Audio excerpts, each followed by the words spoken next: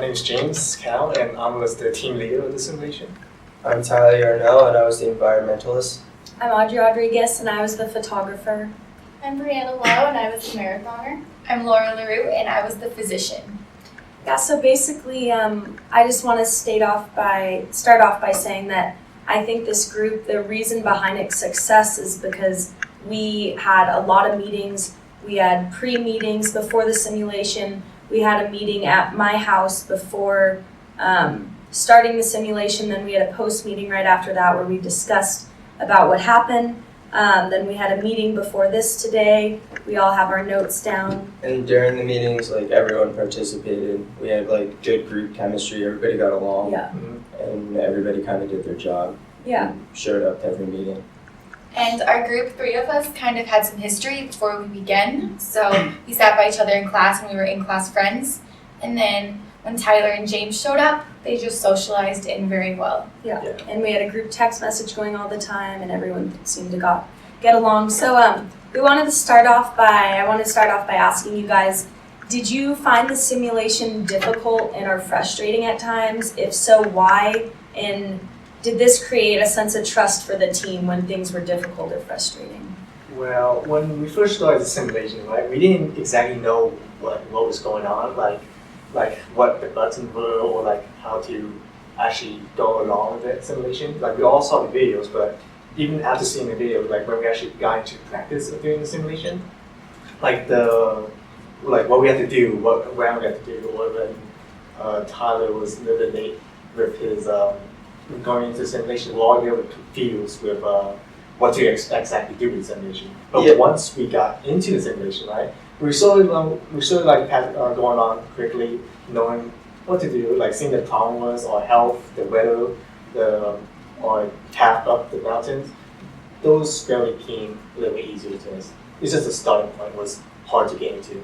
I think it was kind of poorly designed. I thought it would be a little more interactive. It was hard to know what you were supposed to do at times. Mm-hmm. The directions weren't as clear as we thought they would be, but another reason why I thought we were successful is because we kind of overcame that obstacle and were forced to understand what they were asking us to do. Yeah, due to the confusion, we always checked in on each other, and we did this a lot more as the time went on. So we would receive new information from each other, and that would help us continue on the same page. All right.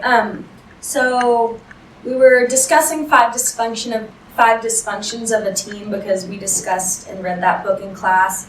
And conflict of interest is a big theme in that book. So I kind of wanted to pertain it to the simulation in our group and see if there were certain times in the simulation where someone's health, such as Laura's, was really low, but then there was a time where mine was really high, and we kind of have to make a decision on when to stay or when to go. And I wanted to know if that kind of created a conflict of interest or around there. With the top part of the pyramid for the dysfunctional thing, the stagnant ego. I really wanted to reach the summit, even though I know that's not really part of our grade. It's personally when I always play a lot of games with my friends, right? I want to reach the goal. I want to reach the top end. So yeah, I want to win, right? So I usually disregard my teammates' health and their goals, and just I want to reach the summit. I want to do it. I also feel like the majority of us, though, our goals were to keep everyone alive. Yeah, for the most part, that was the group goal. Right. Yeah, that actually was stopping from actually reaching the summit. Right? I took the time and decide what do you want to do, what you want to do, do you want to send this camp now? And everyone decided we want to stay safe and stay at this camp. So I was okay, and I set aside my glory to reach the summit, and just okay, I know we're not going to reach the summit if we stay, but I do want to keep everyone alive. Yeah, exactly. There wasn't always a 100% yes and 100% no on a decision. We kind of have to go with what the majority of the group said. Yeah, whenever there was a critical moment that caused a conflict of interest, for example, when I got sick at the same time that you got sick, and we decided that I should be treated because I was the one with the medical supplies and I could help other people as we advanced. So that was where we had to decide, and we had some constraining factors on us. Right. Another thing was in the beginning, I came in a little late to the simulation, so it kind of threw us all off, and I came in with weak health. Like I started weak in the beginning, so we didn't really know how to like treat me, and then we treated me with the wrong thing in the first day. Yeah. But then we found out I had asthma, and we treated me with the inhaler. The simulation definitely didn't start off easy and then get progressively hard. Like, it started off bad from the start with Tyler, but like, believe it or not, we made it to camp 5. Four. Okay. One camp away. Which we were happy, yeah, one camp away, which we were happy about. So James, I want to ask you this. Well, my question is, did anyone voice their opinion about a decision, and if so, did the team acknowledge it? So would you say that when you voiced your opinion about that topic, When I said I want to reach the top, did they acknowledge that? Yeah, you guys all acknowledge it, and then that's what you guys brought me to, like, say we should probably stay in this camp. Like you guys heard my opinion when going to the summit, and I didn't like ignore that opinion. I actually take into like consideration. Like, okay, yeah, I like half my goal actually was to keep everyone from getting rescued, right? To keep them alive. So I kind of leaned towards that goal than actually reaching the summit. Yeah, we looked into each other's social worlds almost, and we put ourselves into each other's perspectives, and to find like the best goal and the best way to go out about it. And I think just because like our team got along so well, like our main goal was just to keep everyone alive, and as opposed to getting to the top, just because we got along as a group. I think another moment that was really crucial about voicing our opinion was the moment where the temperatures were dropping below 25 degrees Celsius. Yeah.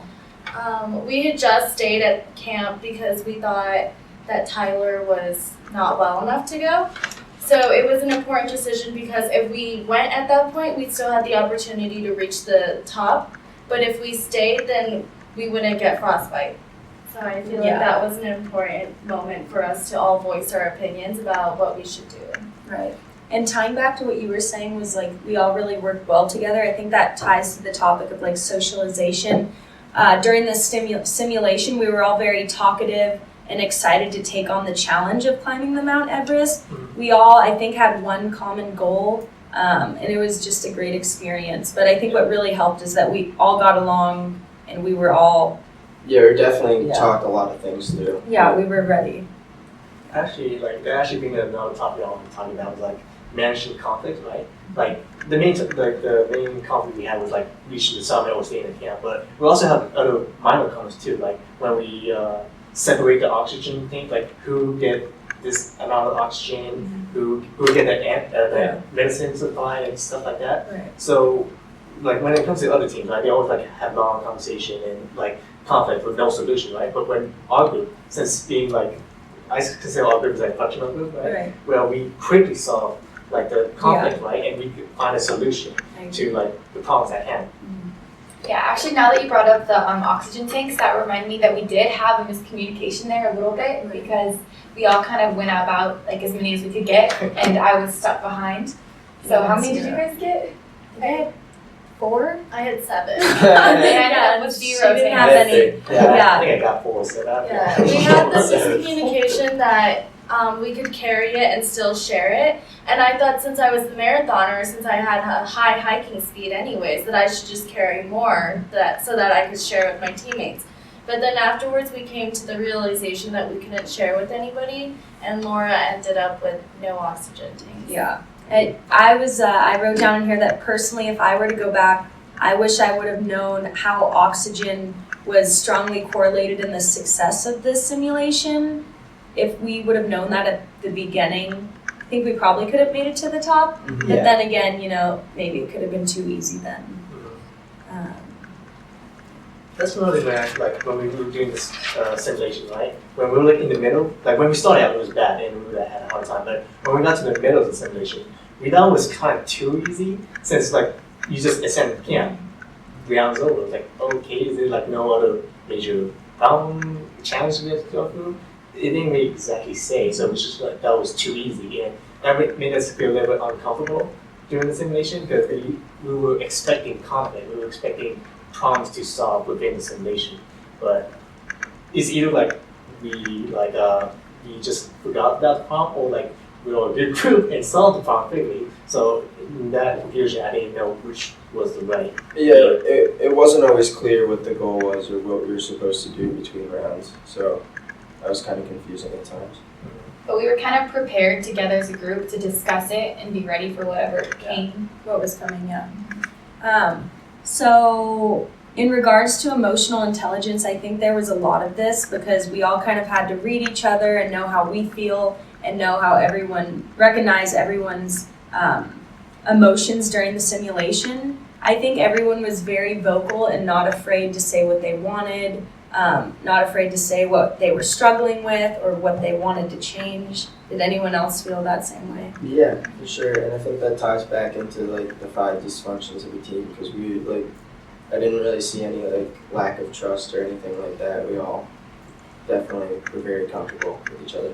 Right. I also felt like not even just like with the simulation, but even outside of the simulation, just as a group, we had great emotional intelligence with each other because a lot of the times when we were trying to plan what time our meetings should be, like if someone had work, then we would be like, oh, okay, I understand. We were all understanding about things, and then we would reschedule. So I felt like that was something great that our group did. Yeah, James also took off of work just to meet with us, which was good. Yeah, there's definitely a lot of sacrifice, but we made it work.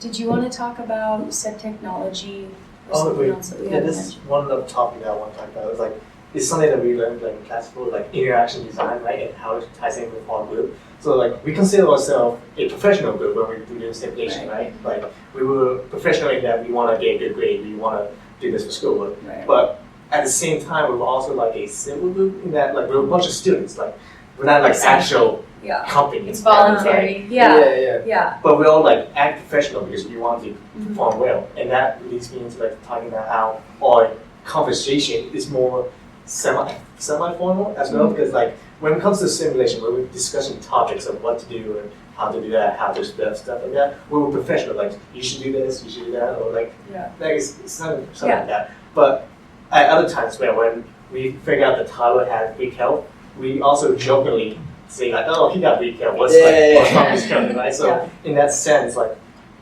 with our interaction design, we had like a casual, semi-formal Right. talk. And of course, and we talked about, Professor Koshman talked about that in class, like how it doesn't just have to be civic or professional, there could be a mix of both. And I definitely think that's what we had in the middle there. I think one of the most interesting things about our group was that we didn't really follow the phase model, which like Professor Koshman said, it doesn't tend to happen in real life. Because with the forming, like Laura had said earlier, Laura, Audrey, and I sit together in the front, so we had already previously had a background or already had like experiences with each other. And then with storming, I don't feel like any of us really had that much storming because we all really did want the same things. Yeah. And it helps, this also goes along with the norming. We all kind of have similar backgrounds. We're all in the same age group. We all go to CU Boulder. So I feel like norming came easy to us. And then like when it came to performing, I feel like we performed really well together as a group. Thank you. All right, well, we're at about 14 minutes. Does anyone else have anything to say? I mean, should we talk about our final scores? I mean, does that matter? Oh, yeah. set the goals. Yeah. The goals. All right, I reached 75% of my personal goal. I reached 50% of my personal. That's because like we kept everyone alive, but we reached the summit. And I reached 57% of my personal goal. I reached 56% of my personal goal. And I reached 60% of my personal goal. Yeah. So I think Audrey and I reached higher than the group goal because I was conducting medical research at one time and she was taking pictures. Yeah, which didn't really do a lot, but no matter what the percentages say, I think collectively as a group we reached 100% of our goal. Safe to say. So anyways, yeah, this was fun. We enjoyed it, and yeah.